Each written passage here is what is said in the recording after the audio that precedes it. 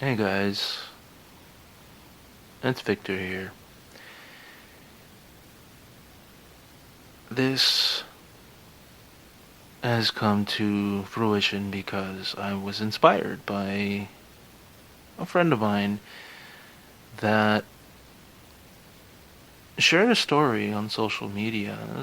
Something as public, I find, as Instagram, right? And what they talked about was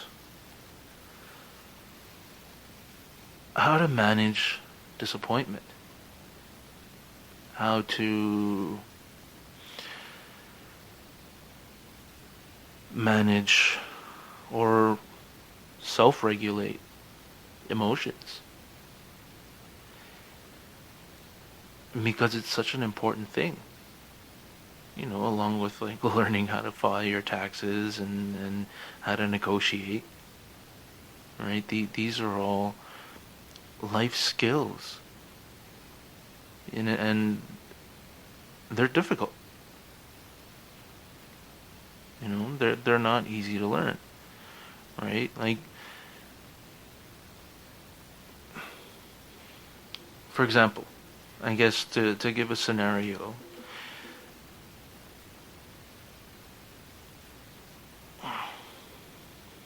from the times that I've felt disappointed, I think the best tools that I've had to temper that would be to give it some cool down parking time and see how I feel after, right? Another technique that I've picked up along the way is focusing on one issue at a time when it comes to disappointments that are caused by miscommunications or, you know, two people having a bad day and one's a little snappy and the other's a little more sensitive. Alright, so obviously what would happen there in that equation is, assuming they both know each other, is that they both end up feeling bad. Right? So what really helped for me was to not compete, not try and win, not try and get my word in first. Just not compete, right? Because then when somebody makes a mistake or does something that's not in line with how one would identify, and it can be crushing,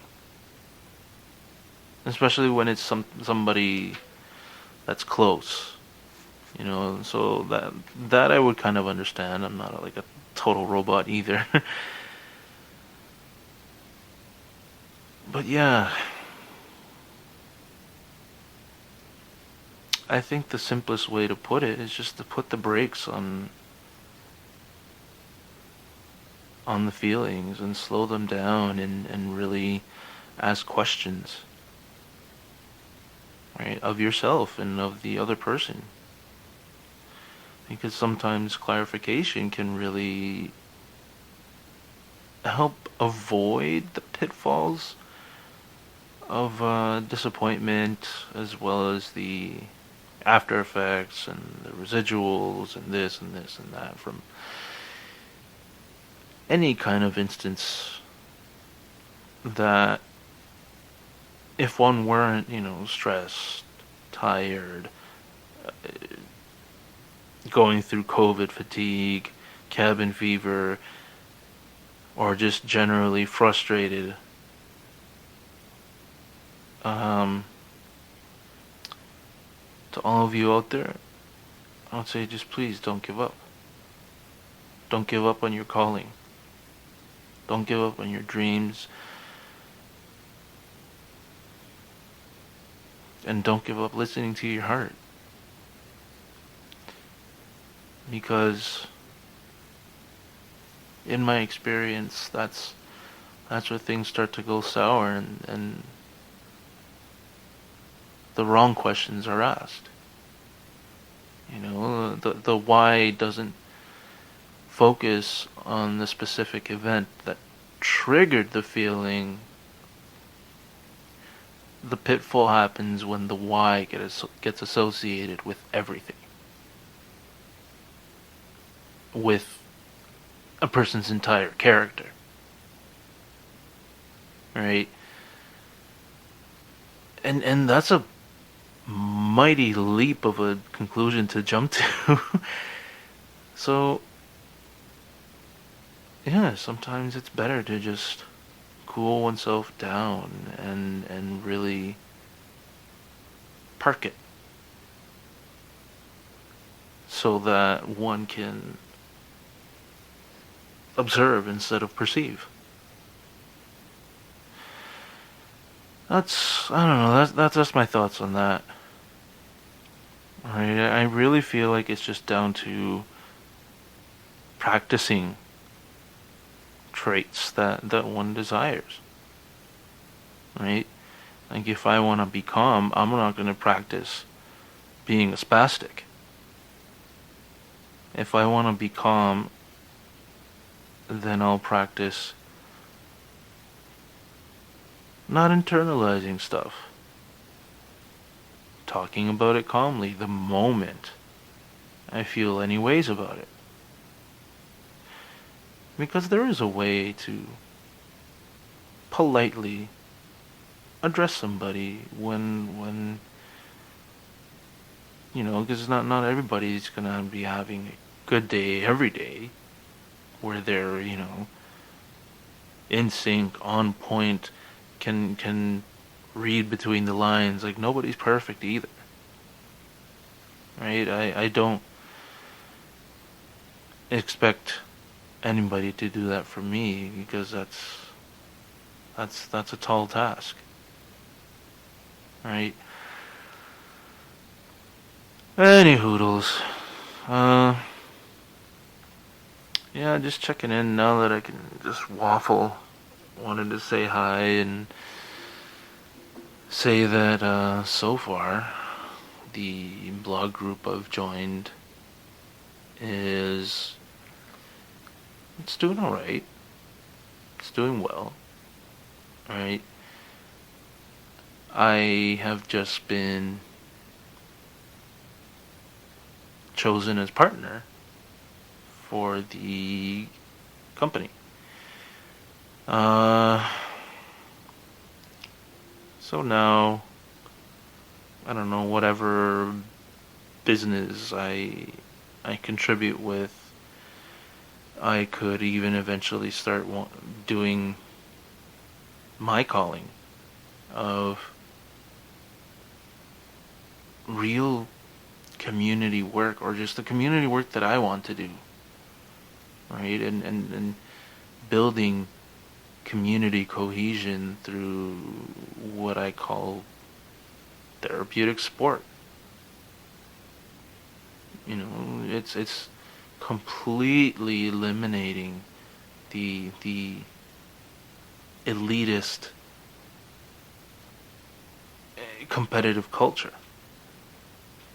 Right? It's I want to address pay to play culture that, in my experience of living in this country now for more than 2 decades,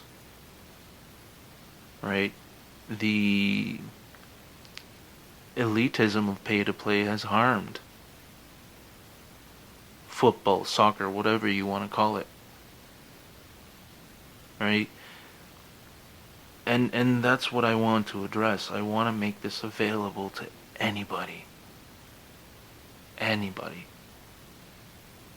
Like if you need a place, this is my calling right now. If you need a place to blow off some steam, socialize, meet new people. If you're a newcomer, you're feeling lonely, come play some ball with us. Right? You're feeling cagey, locked up, come play with us. I guarantee you'll feel better. And that's what I want to offer. I don't want the culture of turning people away because they're not good enough. That to me is bollocks. Absolute bollocks.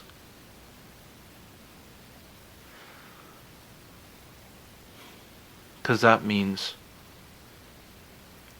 that if that were true for the entirety of, I don't know, Canada or North America or whatever, is that you can only really engage in the sport if you have money, that's poor.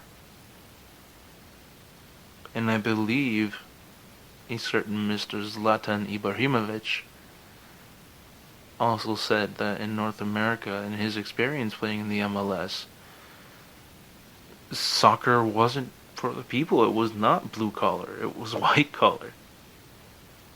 Right? And I think that's what makes the difference in how it's played in Canada. There's also the reality of soccer still not even top 3 in the top national sports. Right?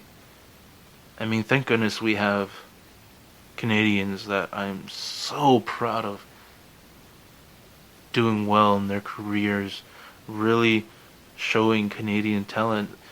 Somebody like Alphonso Davies. He is just stellar, and at 19, what? He's amazing. He'll be Captain Canada. Oh my God. He's just... I'm fanboying about him. I don't care. He's too good. He is too effing good. And we got our Toronto boys. We got Osorio. Certain Mr. Jonathan David. Bless you, Craig Forrest, for really also doing your part to expand the sport in Canada. Right? Anyways, I'm just really happy that I can be a part of something that changes people's lives. Even organizing ball a couple of days ago, working with this group, they started off in Canoe Landing. They're all stellar lads. I found myself enjoying myself. Just there organizing with my little whistle and you know, and keeping track of time and just keeping it flowing, right? And people have come up to me and they said, "Thank you for doing this. I haven't played in a long time." And even if it's just a couple people, which is good for COVID anyway, physical distancing and whatnot, we can still maintain COVID protocols, right? And people can still get a decent run in, right? Because I find the circles or proxemics of the COVID protocol, you need a little more space when you're doing fitness related activities or something that's strenuous, right? So I figure the best way to kind of lower the intensity to a leisurely level without it being like Mickey Mouse was to just stand there, and take time and call obvious calls, but let them play. Let them self officiate, play some music, right?